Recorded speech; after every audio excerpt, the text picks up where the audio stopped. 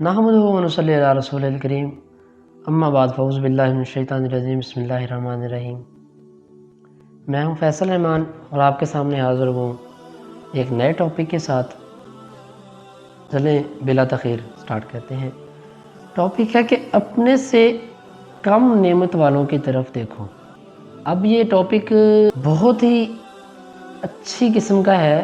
اگر اس میں دیکھیں نا آپ کہ اگر ایسا ہونے لگ جائے نا تو جو دنیا کے تقریباً ہر انسان کے جو مسائل ہوتے ہیں نا، مطلب کہ یار میرے پاس یہ نہیں ہے، میرے پاس یہ نہیں ہے، میرے پاس یہ نہیں ہے، وہ سارے کے سارے ختم ہو جائیں گے۔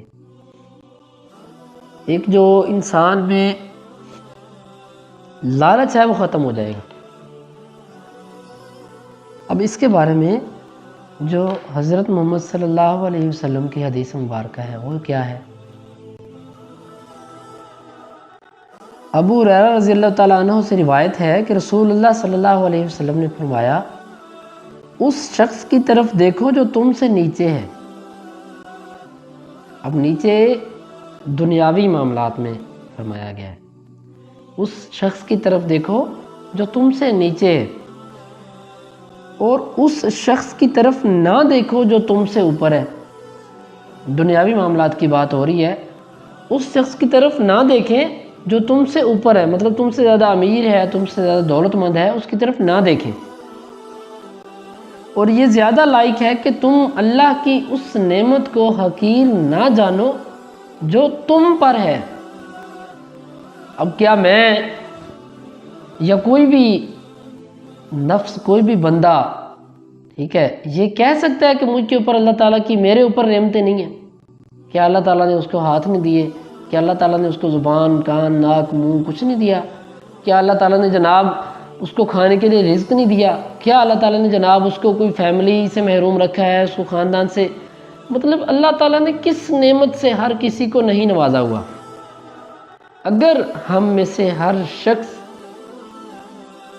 آقا دو جہان حضرت محمد صلی اللہ علیہ وسلم کی اس حدیث مبارکہ کے اوپر عمل کرنے لگ جائے تو میں یقین سے یہ کہہ سکتا ہوں کہ ہمارے اس معاشرے کے بھی اور ہمارے بھی 99% جو مسائل ہیں وہ حل ہو جائیں گے۔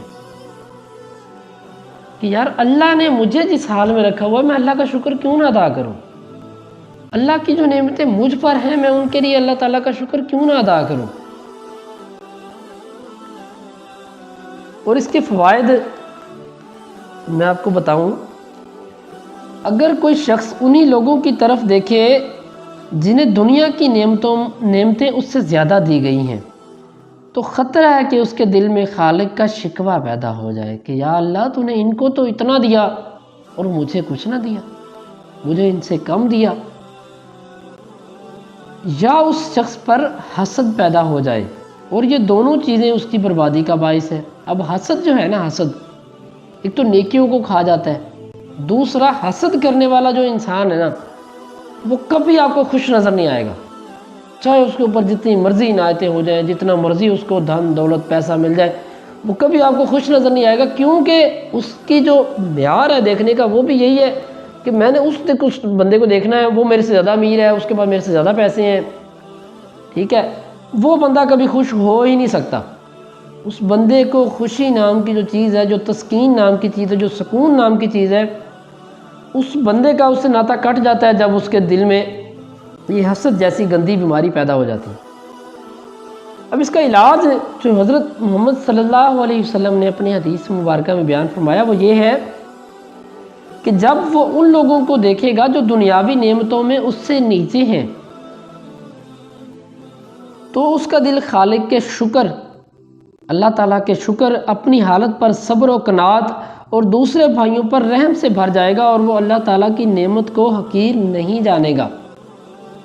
اب جب بندہ اپنے سے کم کی طرف دیکھتا ہے نا، آپ دیکھو اگر آپ غریب ہیں، آپ اس سے غریب والے کی طرف، آپ اس سے بھی جو غربت میں زندگی گزار رہا ہے آپ اس کی طرف دیکھیں گے تو بلا شبہ آپ کی زبان سے نکلے گا یا اللہ تیرا شکر ہے، یا اللہ تیرا لاکھ لاکھ شکر ہے کہ آپ نے مجھے کم از کم اس سے اچھی زندگی دی ہوئی ہے، ٹھیک ہے نا۔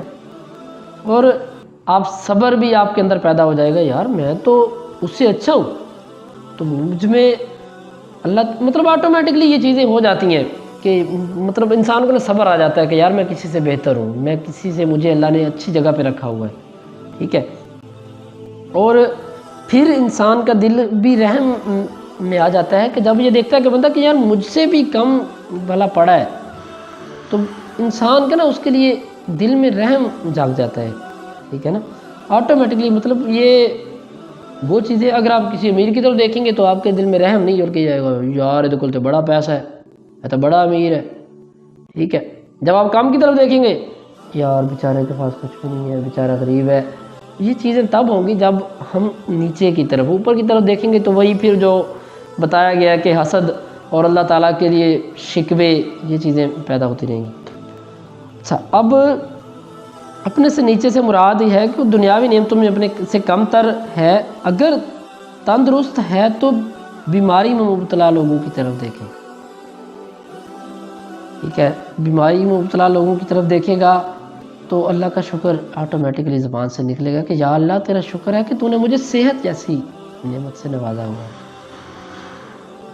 اگر بیمار ہے تو انہیں دیکھیں جو اس سے بھی زیادہ بیمار ہیں، بلکہ ان کے اعضاء ہی نہیں ہیں۔ اب ایسے لوگ بھی ہوتے ہیں جن بیچاروں کے ہاتھ پاؤں ٹانگیں کچھ نہ کچھ کٹا ہوا ہوتا ہے، کچھ نہ کچھ نہیں ہوتا، کسی کی آنکھیں نہیں ہوتی، کسی کی بولنے کے لیے قوت نہیں ہوتی، کسی کی سننے کے لیے نہیں ہوتی، تو جب بندہ ایک صحیح سلامت صحت مند دیکھے گا تو آٹومیٹکلی اللہ تعالیٰ کا شکر اس کی زبان پہ آئے گا کہ یا اللہ تو نے مجھے اس سے اچھا رکھا ہوا ہے، ٹھیک ہے۔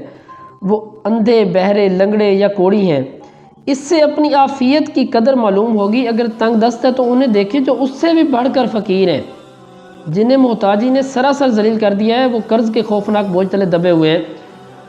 اب اپنے سے کمتر دیکھنے سے یہ فوائد ہوں گے ہمیں کہ ہم اللہ تعالیٰ کے قریب ہو جائیں گے، ہمارا تعلق اللہ تعالیٰ سے جڑ جائے گا، ہم اس کی نعمتوں کا شکر کرنے والے بن جائیں گے، نہ کہ شکوہ کرنے والے، ٹھیک ہے نا۔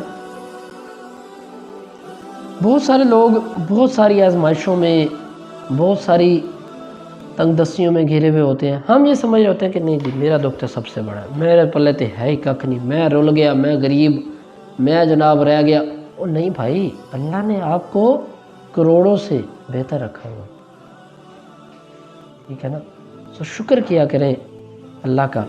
اور ایک جو اور بات میں اس میں ایڈ کرنا چاہتا ہوں کہ بھائیو اگر سبقت کرنی ہے نا تو ان اعمال میں کریں جو آپ کو آخرت میں فائدہ دے سکیں۔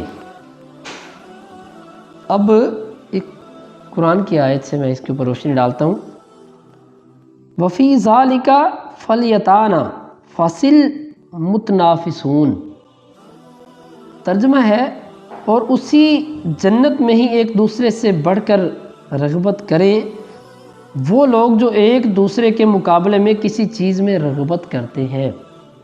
اگر آپ لوگوں نے رغبت کرنی ہی کرنی ہے، اگر آپ لوگوں نے مقابلے بازی ٹسل بازی کرنی ہی کرنی ہے تو میرے بھائیوں اللہ کی جنت کے لیے کریں، اپنی آخرت کو سنوارنے کے لیے کریں۔